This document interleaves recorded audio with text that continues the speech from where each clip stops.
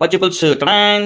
ఇవి నీళ్ళు, ఇది చింతపండు, ఇవి ఉల్లిపాయలు, కొత్తిమీర అండ్ పచ్చిమిర్చి. మనం చేసింది ఏమంటే ఫస్ట్ చింతపండు తీసుకొని వాటర్లో కలుపుకోవాలి. ఓకే, ఇప్పుడు చింతపండు కలిపిన తర్వాత నీళ్ళు అలా తయారైపోతాయి. ఓకే, దెన్ ఉల్లిపాయలు వేసేసుకో. ఓకే, అన్నీ ఇలా స్మాష్ చేసేసుకొని మొత్తం అలా వేసేసుకోవాలి.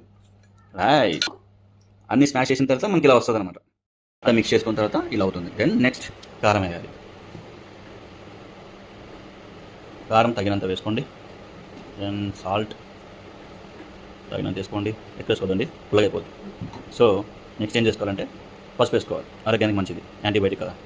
ఓకే, గిర గిర గిర గింగిరా గిరే అని తిప్పాలి. ఇలా గిర గిర గిర గింగిరా గిరే అని గిరా గిరా గిరా గిర తిప్పేసేయాలి. ఇలా స్టవ్ వెలిగించుకొని ఇలా పెన్నం పెట్టి వేడయ్యాక 1 2 స్పూన్లు నూనె వేసుకొని అలా వేగనియాలి. నెక్స్ట్ గార్లిక్, మా ఊళ్ళో ఎల్లిపాయలు అంటాము. ఎల్లిపాయలు వేసి అలా కొత్తలాడాలి. కొత్తలాడే వాటిని అలా కలపాలి. ఓకే, 1 స్పూన్ ఆవాలు, 1 స్పూన్ జీలకర్ర, ఎండుమిర్చి. చిటపట్లాడాలంటే ఎండుమిర్చి వేయాలి. అప్పుడే ఆ పోపుకు కొంచెం అందం వచ్చేస్తుంది, చిటపట్లాడుతుంటుంది బెల్లంలాగా అన్నమాట. కొద్దిగా పసుపు. ఇప్పుడు దీపావళి అలా కలపాకేసుకోవాలి.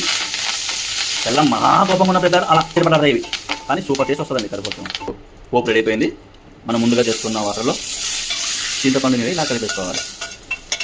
ఈ సౌండ్ ఎంతమందికి ఇష్టమో చెప్పండి, కామెంట్ చేయండి, లైక్ చేయండి, సబ్స్క్రైబ్ చేయండి.